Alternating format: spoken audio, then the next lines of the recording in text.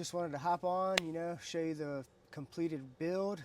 I've already went over it once before, but I actually just spray painted the rifle and I threw a light on it, so technically it's done for now until I decide to change something else on it, because if you're a gun guy just like I am, you know that you're gonna keep switching shit around, because that's just how it is. It's like Legos. You build something one way and then you get bored of it, you change it around, and honestly that's why I spray painted my gun, because I just got a little bored. But anyways, I'll show you guys the paint job. Gave her the nice rattle can treatment, and I used 3 colors from Rust-Oleum, the camouflage. I can't remember the actual name of the colors, but one was sand, one was like dark earth green, and the other was, I think, dark earth brown, something like that. But she blends in pretty good, and she's got the, what you would call, battle-worn look. I threw a Surefire Turbo Scout Light Pro on here. Awesome light, very, very good light. Shoots super far. By the way, empty mag, or empty chamber, of course, no mag in there. But anyways, yeah, I'm a huge fan of spray painted rifles, because if you don't like it, you can always switch it up. And this being the main gun that I shoot, I kind of like the wear and tear on it, the look that it gives. I think it looks cool, and we all know that if something looks cool, then that's all that matters, right? But anyways, this would technically be my go-to shit hit the fan build. With this T2, which is a very good optic, by the way, I can hit 200 plus yards with it easily. Now, in a scenario like that, I wouldn't really be trying to shoot targets from a distance. I'd be trying to get away, because I'd have my family and everything. So the main purpose of this build was a CQB build, but the reason I went with the 11.5 is because I feel like that's just, when you're suppressing a rifle, I feel like that's like the perfect in-between for CQB and still be able to shoot long distance. With how I have this dot zeroed, I was able to hit a steel gong very consistently at 200 yards with the dot directly on the gong. And the gong was probably, I would say, the width maybe 14 inches, the height of it, I would say like 8 inches. It was like a little rectangular shaped gong out at the range I went over the weekend. But yeah, this thing is dialed in. I'm real happy with it.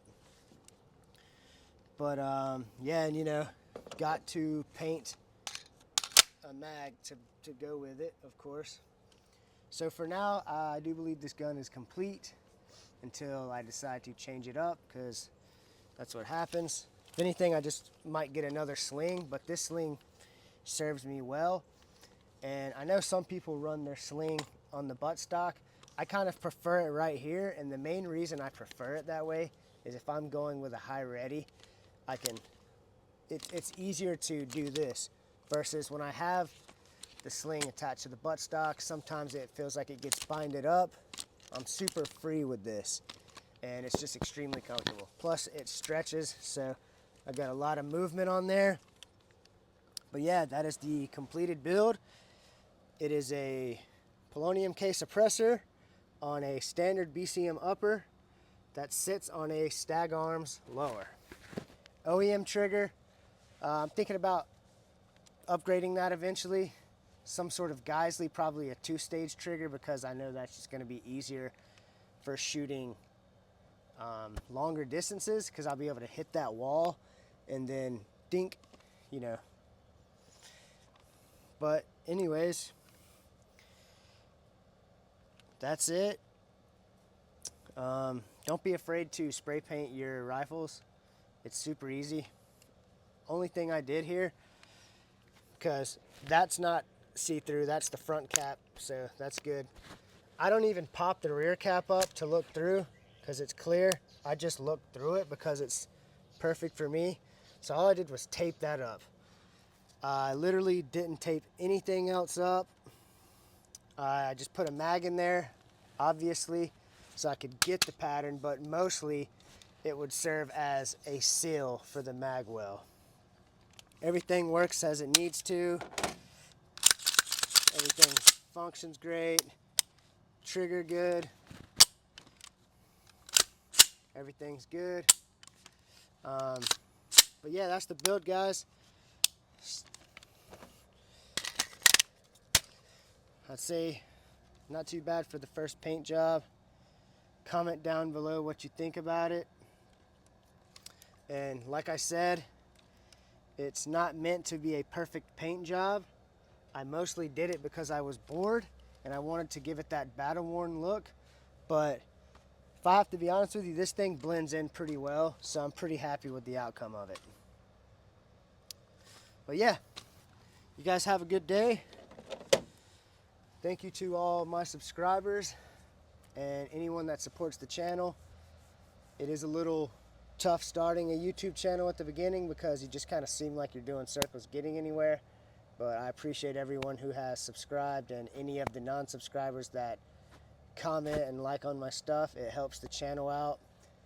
And I'm hoping in the future, you know, I'll keep growing and then eventually I'll start getting paid from it. And then I'll start making some type of clothing, some merch to sell as well. So thank you guys for checking in and have a good day.